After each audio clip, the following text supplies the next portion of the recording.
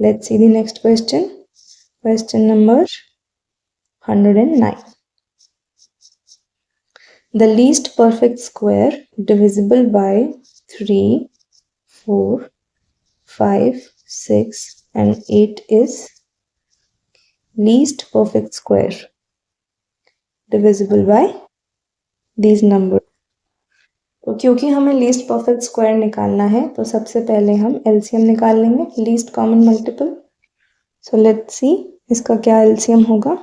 ये 3 आ गया, 4 को मैं लिख सकती हूँ 2 स्क्वायर, 5 आ गया, 6 को मैं लिख सकती हूँ 2 इंटू 3, 8 को मैं लिख सकती हूँ 2 क्यूब. तो ये हो गया 2 क्यूब इंटू 3 इंटू 5. इसे सॉल्व कर लेंगे. 8 into 15 which is 120. यहाँ पे मेरे पास एलसीएम आ गया. अब अगर आप देखेंगे तो एलसीएम जो है ये, इसको मैं ऐसे एक्सप्रेस कर सकती हूँ स्मॉलेस्ट फैक्टर्स में, पर यहाँ पे ये एक परफेक्ट स्क्वायर नहीं है क्योंकि ये पावर्स इसकी ऑड है.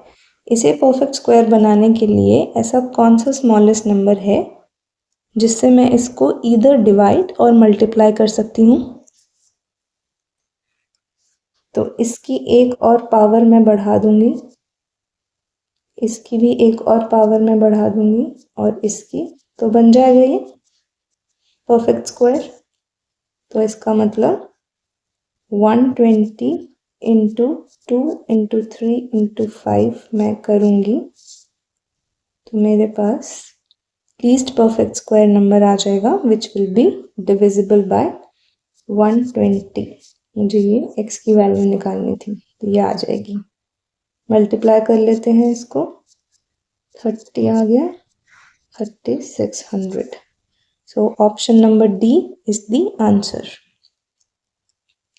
नेक्स्ट क्वेश्चन देखेंगे. Question number 110. The least perfect square which is divisible by each of 21, 36 and 66. 21, 36 and 66. फिर से वही करेंगे. अगर इन सब से डिविजिबल होना चाहिए तो कोई एक कॉमन मल्टीपल हम इसका लेंगे जिससे हमें पता चले कि कौन सा नंबर है जिससे अगर हम डिवाइड करके देखें तो वो इन सब से भी डिविजिबल हो, तो वो एलसीएम होता है.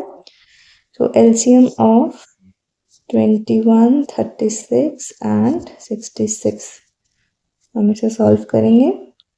इसे मैं 3 इंटू 7 लिख सकती हूँ प्राइम फैक्टर्स में, और इसे मैं लिख सकती हूँ दिस इज 12 इंटू 3.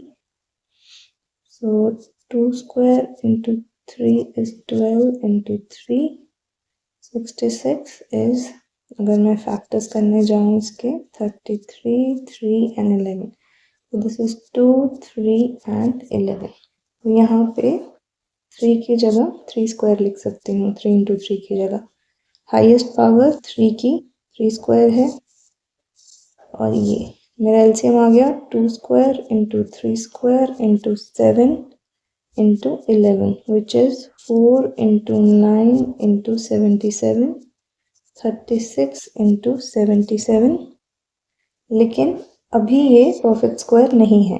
इसमें मैं और क्या मल्टीप्लाई करूँ कि ये परफेक्ट स्क्वायर बन जाए. एक और 7 जिससे ये 7 स्क्वायर हो जाए, और एक और 11 मतलब 77. और ऑलरेडी ये नंबर आ गया था मेरे पास जिसे मैंने अभी सॉल्व नहीं किया था, और इसमें एक और 77 मैं मल्टीप्लाई कर दूँ तो वो ऐसा सबसे छोटा नंबर जो गिवन नंबर्स के एलसीएम से डिविजिबल होगा एंड अ परफेक्ट स्क्वायर होगा वो हमें मिल जाएगा.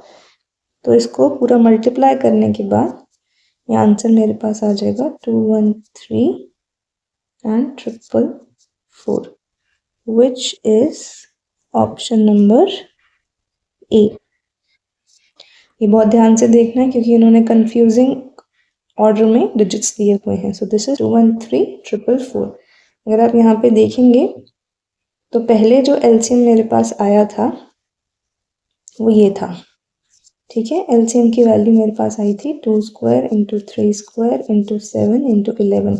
मैंने क्या चेंज किया, मैंने 7 इंटू 11 एक और मल्टीप्लाई कर दिया. अब क्या वैल्यू हो गई, एलसीएम की नहीं, जो नंबर हमें चाहिए उसकी।